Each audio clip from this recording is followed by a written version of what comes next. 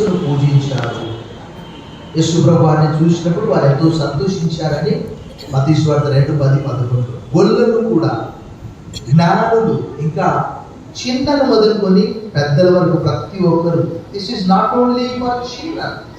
Jesus was a infant. Jesus was a boy.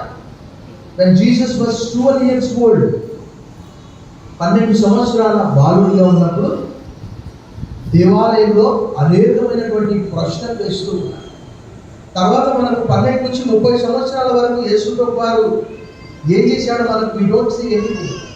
కానీ అక్కడ మరలా 3వ అధ్యాయం 23వ వచనంలో 30వ ఏట ఆయన పరిచర్య ప్రారంభించినట్టు రాయబడ్డది.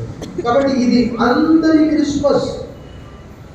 అయితే ముఖ్యంగా పిల్లల క్రిస్మస్ అనగానే ఏంటి అని అంటే వారికి మొట్టమొదటిగా గుర్తొచ్చేది ఏంటి అని అంటే క్రిస్మస్ తాత.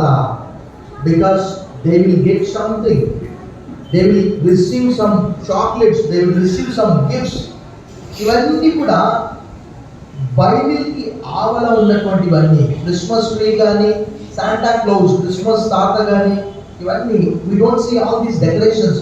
330 వరకు మొట్టమొదటి సంఘం ఇలాంటి సెలబ్రేషన్స్ ఎక్కడ కూడా చేయలేదు.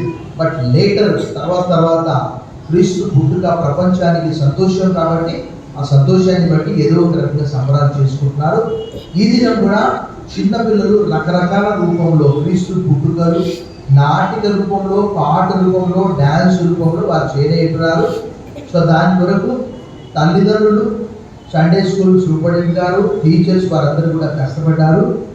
సో అన్నిటి ద్వారా మనం చూస్తాము సుమయోన్ అనే ఒక కురువృద్ధుడు లూకా సువార్త 2వ అధ్యాయంలో అన్న అని ఒక ప్రవక్తి కూడా యేసు ప్రభు వారిని శిశువుగా చూచి ఆయన బాల్యాన్ని లోకంలో అనుభవించాడు. శిశువుగా పుట్టాడు. ఇదంతా మనకు ఎందుకు సంతోషం అంటే దేవుడు మానవుడైనటువంటి వేళ గాడ్ బికేమ్ హ్యూమన్.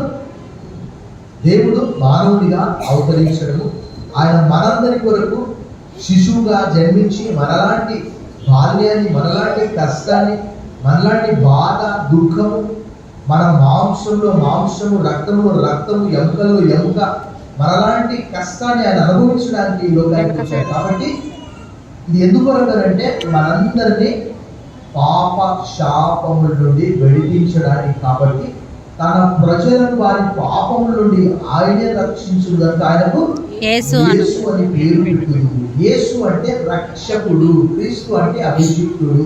సో ఆయనకు అనేకమైనటువంటి పేర్లు ఉన్నాయి. అందులో యేసు అనేది ఒకటి. ఇమ్మానుయేల్ అనేది కూడా మరి ఒకటి. కన్యక గర్భవతి కుమారుని అని ఆయనకు ఇమ్మానుయేల్ అని పేరు పెడతారు. అంటే భాషాంతరంలో దేవుడు మనకు. సో ఆ గొప్ప దేవుడు ఈ క్రిస్మస్ సమయంలో మనందరికీ తోడుగా ఉండాలని, క్రిస్మస్ సంతోషము, ఆనందము, సమాధానము, దీవెన, స్వస్థత మనందరికీ కలగాలని ఈ మాటల ద్వారా నేను ముగిస్తున్నాను. దేవుడి వాక్యం దీవించి ఆశీర్వదించుగాక. ఆమేన్. సమయంలో మరి దీని కొరకు లలితాబాయి గారు ఆ చిన్న పిల్లల్ని సిద్ధపరిచారు. వారు దీన్ని ప్రారంభించారు.